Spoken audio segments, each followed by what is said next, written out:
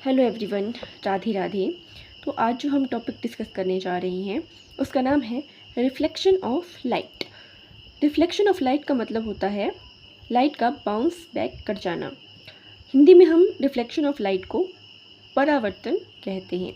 तो आज हम सबसे पहले डिस्कस करेंगे रिफ्लेक्शन ऑफ लाइट है क्या, और उसके बाद हम डिस्कस करेंगे लॉज ऑफ रिफ्लेक्शन।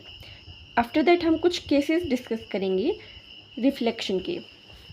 तो ये जो टॉपिक आपका है रिफ्लेक्शन ऑफ लाइट, ये जो है वो दोनों एग्ज़ाम्स के लिए हेल्पफुल है। एक तो आपका टेट HP टेट और दूसरा आपका C टेट। तो इस टॉपिक को डिस्कस करने के बाद अनदर वीडियो में मैं कुछ क्वेश्चंस भी PYQs जो हमारे C टेट में या टेट में आए हुए हैं उनको भी डिस्कस करवाऊँगी। तो अब शुरू करते हैं हम हमारा topic, that is reflection of light. तो यहाँ आप देख रहे होंगे कि हमारे पास एक प्लेन मिरर है जो एक साइड से जो होता है वो पॉलिश्ड सरफेस होता है। हमारे पास एक सोर्स होगा, जैसे कि सन है, तो सन को एज ए सोर्स हम ले रहे हैं जहाँ से लाइट डायरेक्ट प्लेन मिरर पर इंसिडेंट होती है। तो जो लाइट सोर्स से डायरेक्ट प्लेन मिरर पर आती है उसको हम इंसिडेंट लाइट कहते हैं।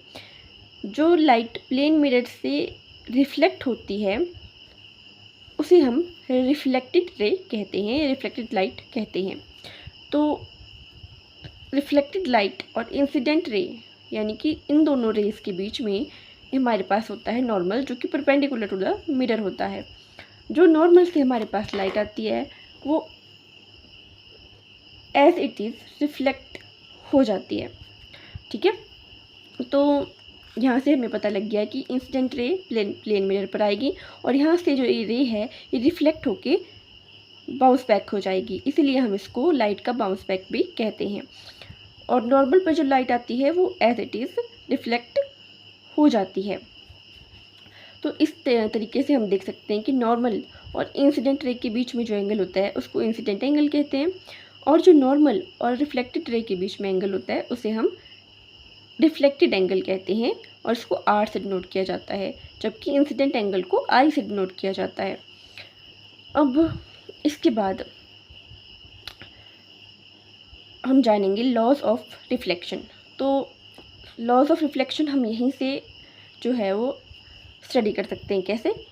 जैसे आप देख सकते हैं कि इंसिडेंट रे, नॉर्मल और रिफ्लेक्टेड रे तीनों एक ही प्लेन पर हैं। तो फर्स्ट लॉ जो हमारा रिफ्लेक्शन का होता है वो यही होता है कि incident ray, normal and reflected ray both these all lies in the same plane, ठीक है। तो यहाँ पे आप देख सकते हैं कि लॉज ऑफ रिफ्लेक्शन, जिसमें हमारा फर्स्ट लॉ है incident ray, reflected ray and normal रे जो हैं वो लाई करते हैं इन सेम प्लेन। अब यहीं से हम अपना दूसरा लॉ भी ड्राइव करेंगे। कैसे? जो आपका इंसिडेंट एंगल होता है जो नॉर्मल और इंसिडेंट रे के बीच में होता है, और जो आपका रिफ्लेक्टेड एंगल होता है जो रिफ्लेक्टेड रे और नॉर्मल के बीच में होता है, वो दोनों एक दूसरे के बराबर होते हैं। That's mean angle I is equal to angle R। तो यहाँ हम देख सकते हैं हमारा जो सेकेंड लॉ है angle I is equal to angle R। तो यहाँ तक हम अपने रिफ्लेक्शन के बारे में पढ़ चुके हैं, रिफ्लेक्शन ऑफ लाइट के बारे में, और जो रिफ्लेक्शन के दो लॉज हैं इनको भी हम स्टडी कर चुके हैं। तो ये लॉज बहुत ज़्यादा इजी हैं। अगर आपको ये डायग्राम समझ आ चुकी है तो आप बड़े आराम से इन लॉज को ड्राइव कर सकते हैं, ठीक है। अब हम कुछ रिफ्लेक्शन से रिलेटेड केसेस को डिस्कस करेंगे, ठीक है। तो केस 1 हमारे पास है कि ये आपका प्लेन मिरर है। जब आपके जो नॉर्मल पे जो है अगर कोई भी रे जो है जिस डायरेक्शन में इंसिडेंट करती है उसी डायरेक्शन में अगर रिफ्लेक्टेड बैक हो जाती है तो उस रे को हम क्या कहेंगे? उस रे को हम कहेंगे नॉर्मल।